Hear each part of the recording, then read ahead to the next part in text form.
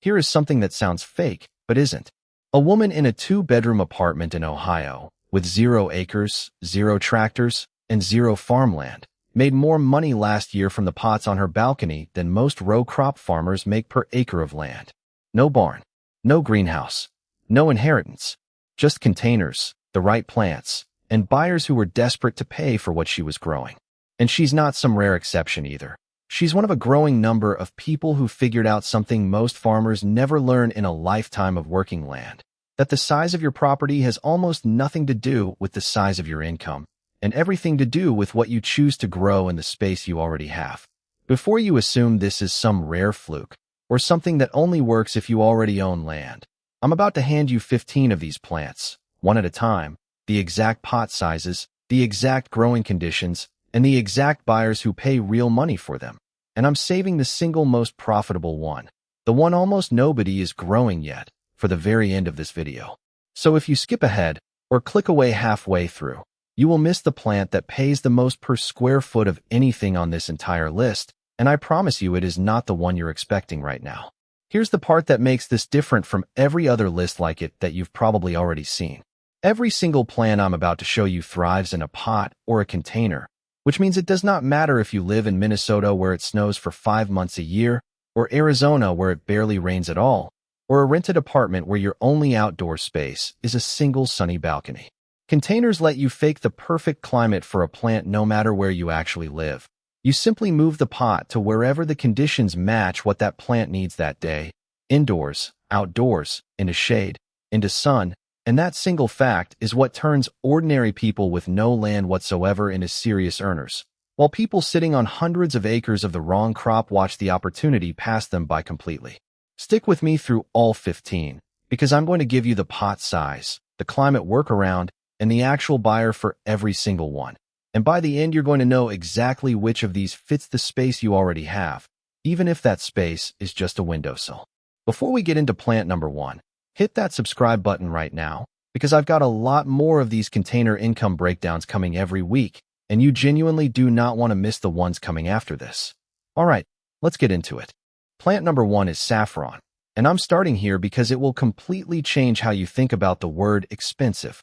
Saffron comes from the crocus sativus flower, and each flower only gives you 3 tiny red threads, called stigmas, which have to be plucked out by hand. It takes somewhere around 70,000 flowers just to produce a single pound of dried saffron. And because of that insane labor requirement, saffron regularly sells for more than gold by weight, with premium threads reaching well over $1,000 a pound. Here's the container secret almost nobody talks about. Saffron crocus corms are small, cheap, and they don't need deep soil, so a grower can pack dozens of corms into a series of shallow, wide pots, maybe 8 inches deep, and get a real harvest from a space smaller than a card table. In cold climates, you simply move the pots into a garage or unheated shed once the ground would normally freeze, and in hot climates, you keep them shaded and let the corms go dormant through the worst of summer heat. That's the entire trick to growing a crop worth more than gold in literally any zone in the country. And the buyer side is just as important as the growing side, because saffron isn't sold through a farmer's market table. It's sold directly to high-end restaurants, specialty spice retailers, and buyers in the herbal medicine trade who are actively hunting for a domestic, traceable source instead of an imported one of questionable origin. A grower who can say their saffron was hand-harvested a few miles away, rather than shipped in from overseas, is often able to charge even more than the already staggering baseline price, simply because freshness and traceability matter enormously to the chefs and buyers paying top dollar for it. Plant number 2 is ginger, and the reason it belongs on a container list is that ginger actually prefers shallow root space over deep soil, which makes a simple grow bag or a wide plastic tote absolutely perfect for it. You plant a piece of store-bought ginger root in loose, rich soil, keep it warm and consistently moist, and within about 8 to 10 months you're pulling out a mass of fresh root that's worth far more than what you started with. The real money isn't in selling raw ginger at a farmer's market. That's the lowest tier of the whole ginger economy. It's in drying it into powder, cold pressing it into oil, or crystallizing it for the specialty food trade, where each processing step multiplies your price. And because ginger is tropical by nature, container growing is honestly the only realistic way to produce it in most of the country. You simply bring the containers indoors near a sunny window once temperatures drop, and the plant keeps right on growing through winter like it never noticed the season changed outside. On the buyer's side, fresh ginger moves easily through farmers markets and small grocers. But the real relationships worth building are with local juice bars, breweries making ginger beer, and small batch food producers who need a consistent, reliable supply and are willing to pay a standing contract price rather than shopping around every single week. Plant 3 is turmeric, ginger's close cousin, and it follows almost the identical container playbook: shallow, wide containers, rich, loose soil, and warm, consistent moisture. What separates turmeric economically is curcumin, the compound behind its anti-inflammatory reputation, and roots grown with real attention to soil quality and harvest timing carry noticeably more of it, which is exactly what supplement buyers are testing for and paying extra to secure. A single turmeric plant grown in a 15-gallon container can multiply into a container full of rhizomes by the end of the season, and you can sell the raw root, the dried and ground powder, and a standardized extract as 3 completely separate products at 3 completely separate price points from one single harvest. Like ginger, turmeric simply moves indoors when frost threatens, which means growers in Vermont are producing the exact same tropical root as growers in Florida, just with a little extra planting around when the pots come inside. And because turmeric and ginger share almost identical container requirements, a lot of growers run them side by side in the same setup, which means you're effectively doubling your product line without doubling your workload, your growing space, or the amount of attention each container needs day to day. Plant 4 is Moringa, and if you've never heard of it, that's about to change, because Moringa oleifera might be the single most productive tree on this entire list. It's naturally a fast-growing, sometimes 40-foot tree, but here's what makes it a container crop. It responds incredibly well to hard pruning. So a grower keeps it chopped down to a manageable 4 or 5-foot shrub in a large fabric pot, which actually increases the leaf yield instead of hurting it. Those leaves get dried and milled into Moringa powder, which has exploded in the global nutrition trade because of its extraordinarily high vitamin, mineral, and protein content for a leafy green, and the seeds press into a valuable oil used in both cosmetics and high-end cooking. In warm zones, Moringa lives outside year-round. In cold zones, it comes indoors for winter as a large potted plant near a bright window, and either way, you're harvesting leaves repeatedly through the growing season from a single tree that keeps regenerating almost as fast as you can cut it back. What makes Moringa especially attractive for a container grower is that nearly the entire plant is sellable. The leaves go to powder, the seeds go to oil, and the immature pods sell fresh as a vegetable into South Asian and African grocery markets, which means one tree in one pot is quietly supplying 3 completely different customer bases at once. Plant 5 is Stevia, and the economics here come down to concentration rather than bulk. The compounds that make Stevia leaves intensely sweet, mainly riboside A and stevioside, are so potent that a small amount of properly processed leaf replaces a huge volume of sugar, which means you're never competing on weight the way a corn farmer does. You're competing purely on purity and processing quality. A Stevia plant does perfectly well in a 12 to 14-inch pot, and it can be harvested multiple times across a single growing season without needing to be replanted. Raw leaf off the plant is worth relatively little on its own, but properly dried and standardized leaf sold to a beverage or supplement manufacturer is worth considerably more, and that gap between raw and processed is exactly where a small container grower can build real margin without ever needing acreage. Stevia also loves full sun and warm temperatures, so in cooler climates it does best as a container plant that spends summer outside soaking up direct light and then comes indoors to a bright window well before the first frost, letting a grower squeeze multiple cuttings out of the same plant across nearly the entire year instead of losing it to winter. Plant 6 is Ashwagandha, a root that's been central to Ayurvedic medicine for roughly 3,000 years, and has recently exploded into the Western supplement industry after clinical research started backing up claims around stress and cortisol regulation that traditional practitioners had made for centuries. The value driver is with phthalate content, and it responds to soil quality the same way turmeric responds to curcumin, meaning attention to your growing medium translates directly into a better price at sale.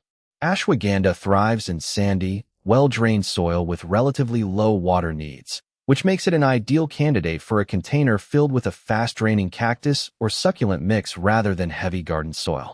It's typically ready to harvest 5 to 6 months after planting.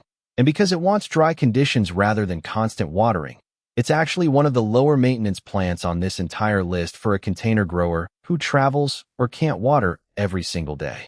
The main buyers are supplement manufacturers and herbal extract companies, and many of them will pay a premium simply for a domestically grown root with documented growing conditions, since so much of the ashwagandha currently on shelves is imported and inconsistently tested for the exact compound concentrations that actually matter. Plant 7 is lavender, and it earns its spot here because it sells as a product, an experience, and in some cases a small side business, all from the same handful of pots. The essential oil is the highest value output, purchased by aromatherapy companies, soap makers, and cosmetic manufacturers, but dried bundles and culinary-grade lavender for high-end kitchens serve an entirely different buyer at an entirely different price. Compact varieties bred specifically for pots do beautifully in an 8 to 10-inch container with well-drained soil and full sun, and once established, a lavender plant can keep producing for a decade or more with almost no ongoing input cost.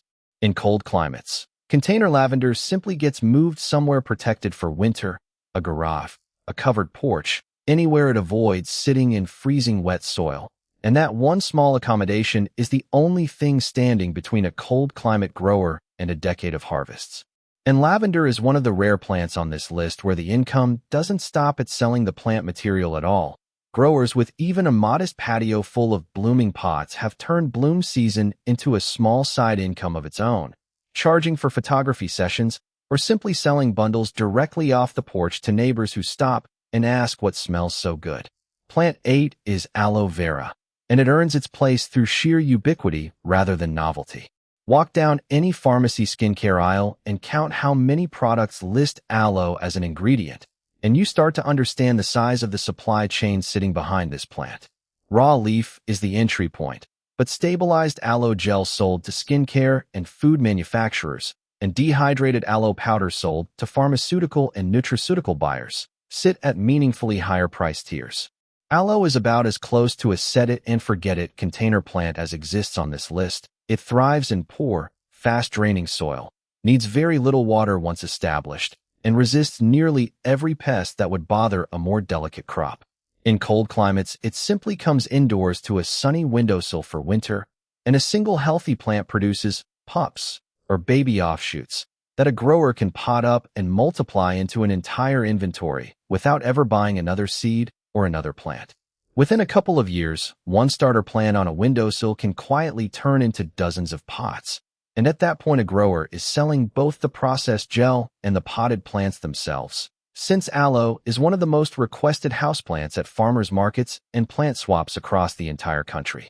Plant 9 is the Goji berry, which has moved from a niche health food store curiosity into a mainstream ingredient in granola, energy bars, teas, and skincare over roughly the last decade. Organic dried goji berries commonly sell in the range of $15 to $25 a pound at retail and farmers market channels, and fresh berries, when a grower finds the right buyer, command even more. Dwarf and patio-bred goji varieties exist specifically for container growing, and they do well in a 15 to 20-gallon pot with a sturdy support for the arching branches. They reach meaningful production within about 3 years, and then keep bearing reliably for decades, which means the upfront effort of establishing a few containers pays out for a remarkably long time. Because goji shrubs tolerate cold winters far better than most fruiting plants, container growers in colder zones can often leave the pots outside year-round with just a little extra mulch insulation packed around the roots before the hardest freezes hit.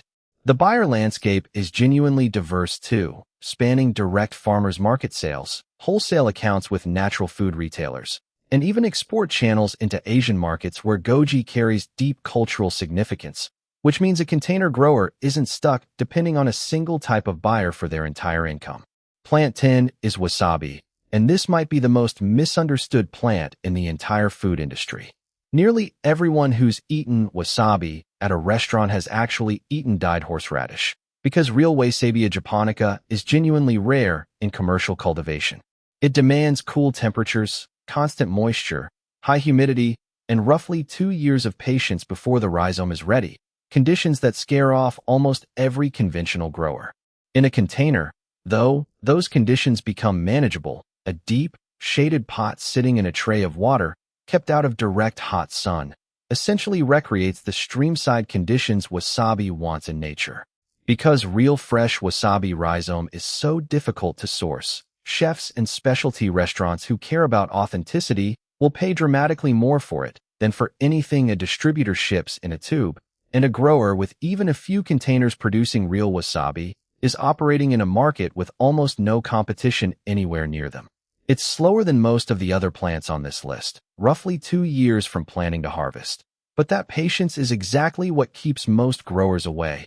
And it's exactly why the ones who stick with it end up with a direct line to some of the best paying, most loyal restaurant buyers of anything on this entire list. Plant 11 is Calendula, and it doesn't carry the mystique of saffron or the exotic reputation of wasabi, but it might be the single most forgiving container crop on this entire list. The petals are the primary product, purchased by herbal tea companies, natural cosmetic producers, and skincare formulators, since calendula's soothing, anti-inflammatory properties have made it a staple ingredient in the clean beauty space, one of the fastest growing segments in all of personal care. A calendula plant does perfectly well in a 6 or 8-inch pot, and unlike a crop with a single annual harvest window, it blooms continuously through the season and actually produces more flowers the more frequently you pick it, which creates an unusually high return per hour of labor. It's cold-hardy, pest-resistant, and grows across nearly every climate zone in the country, and it produces abundant seed, so a grower can expand from a few starter pots into dozens of plants year over year at essentially no additional cost. And because calendula is fast, cheap, and forgiving, it's genuinely one of the best plants on this entire list for someone just starting out.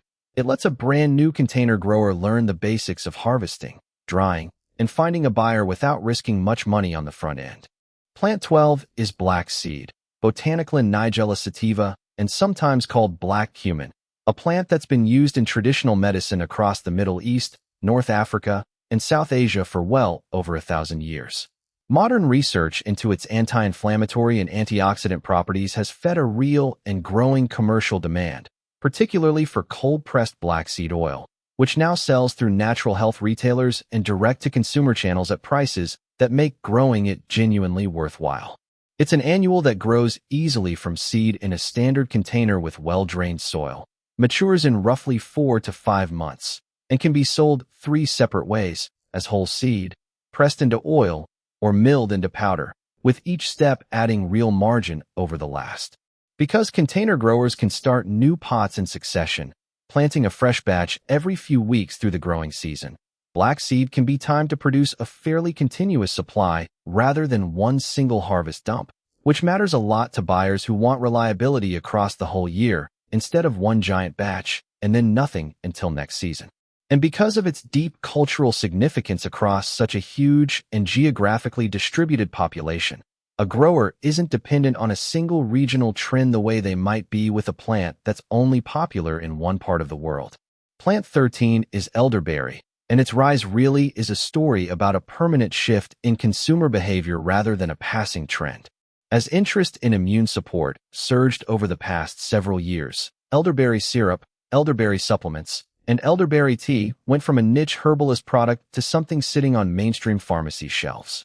Wholesale elderberry commonly sells in the $1 to $3 per pound range, with organic certified fruit commanding a real premium on top of that. Dwarf, patio-bred elderberry cultivars exist specifically for container growing, and they thrive in a large 15 to 25-gallon pot with consistent moisture, reaching meaningful production within 2 to 3 years, and then bearing reliably for decades after that.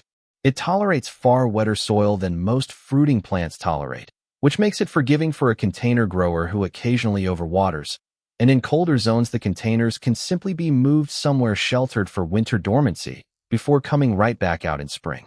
Beyond fresh and dried berries, elderflower itself is a separate product entirely, purchased by small beverage makers for cordials and syrups, which means a single elderberry container can produce two distinct harvests, flowers in early summer and berries later in the season, each sold to a different buyer. Plant 14 is Gotu kola, a plant most home gardeners have genuinely never heard of, even though it's been used medicinally across South and Southeast Asia for thousands of years. It's valued in Ayurvedic and traditional Sri Lankan medicine for cognitive and circulatory support, and in the last decade it's found a brand new customer base in the Western nootropic and skincare industry, where it shows up in serums marketed for wound healing and collagen support. Gotu kola is a low, creeping ground cover that thrives in moist, partially shaded conditions, which makes it perfect for a shallow, wide container kept somewhere that doesn't get harsh afternoon sun, a north-facing porch, under a taller container plant, or even a bright windowsill indoors. It can be harvested repeatedly from the same planting and sold fresh, dried, or processed into extract, with each form landing at a meaningfully different price. Because so few Western growers have committed to it at any real scale, a container grower who learns to produce clean, well-dried Gotu kola and finds the right herbal buyer is stepping into a market with almost no domestic competition at all. It also happens to be one of the easiest plants on this list to propagate, since it spreads through runners the same way a strawberry plant does, meaning a single container can be divided into several new pots within a single season, essentially letting a grower multiply their own supply for free. Now, before I get to plant 15, the one I told you at the start pays more per square foot than anything else on this list. Hit that subscribe button if you haven't already, because I break down a new high-value container crop like this every single week, and you do not want to miss what's coming next. Plant 15, the one I saved for last, is specialty mushrooms, and technically they aren't even plants, but they belong here because per square foot, they may be the single most efficient income opportunity that exists in agriculture, container or otherwise. Oyster mushrooms, shiitake, lion's mane, and maitake all sell at wholesale and retail prices that dwarf what most vegetables bring in, and the entire operation runs on simple plastic totes, buckets, or purpose-built grow bags filled with substrate, no soil, no sunlight, and no acreage required at all.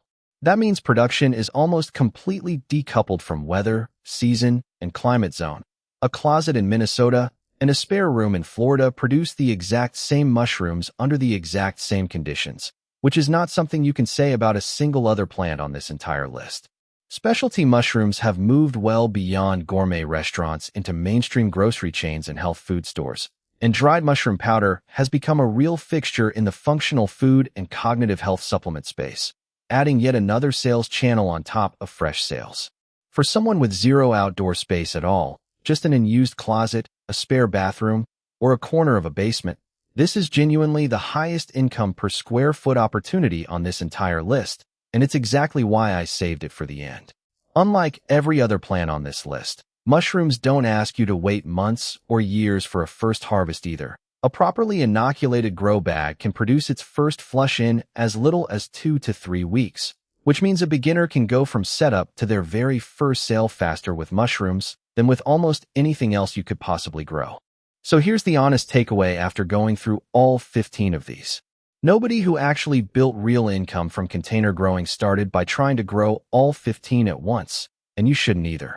They picked one that fit the space they actually had, whether that was a sunny balcony, a spare closet, or a few containers on a back porch, and they went deep on it, learning exactly how it grows, learning exactly who buys it, and learning exactly where the processing adds the most value before they ever thought about adding a second crop.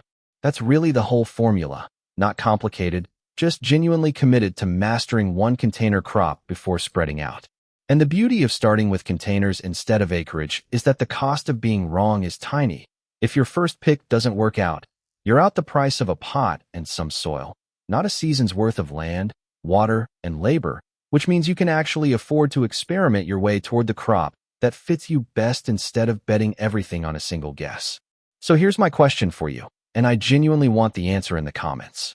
Of these 15, which one actually fits the space you've got right now, whether that's a balcony, a porch, a windowsill, or a spare closet? Is it the jaw-dropping value of saffron, the set-it-and-forget-it simplicity of aloe, or the zero outdoor space advantage of mushrooms? Tell me the number and tell me why, and I promise I'll read through as many of these as I can. If this gave you a new direction for what to grow in the space you already have, hit like, subscribe if you haven't yet, because there's a lot more of this coming, and send this to somebody who keeps saying they don't have enough land to grow anything worthwhile. Thanks for watching.